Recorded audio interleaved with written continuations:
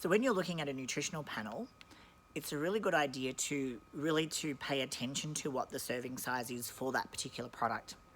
If it's a single serve product and there's one serving in that particular packet, then that's easy because whatever is in the column for the serving is what you'll get when you consume that particular product. Do keep in mind that a lot of the time manufacturers, because of the automated manufacturing, can't control things that exactly, and you won't have less because that's against the law, but you may potentially have 10 to 15% more weight than what you actually realize.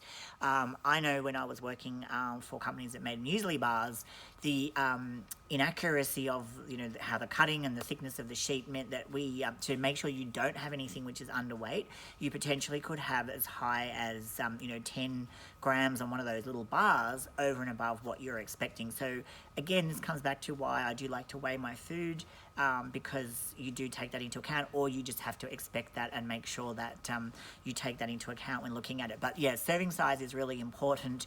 If you're buying a packet of food and it says there's 3 servings per pack, be realistic. Are you going to only eat 1 serving, or are you going to eat the whole pack? And work that out into your macros. But coming back to that, protein, fat, carbohydrate, and fiber are your macros.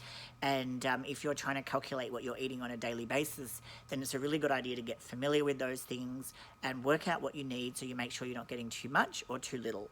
I always look after protein as number 1, make sure I'm getting my protein taken care of, and then everything else just seems to fall in place after that. Picking the right kind of food makes it so much easier because it eliminates the chance that you're going to overconsume on calories.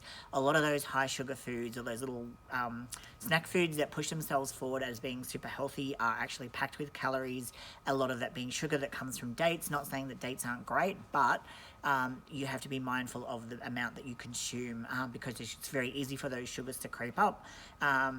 I have read that about 20 grams of sugar is probably what you should be looking at for the day. That's a tough call if you're a big carbohydrate eater like me, but it's something to aim for and to be mindful of when you are making those decisions. As I said, protein's number 1, and to make sure I'm getting enough, and then low sugar is my second priority on majority of products that I look for.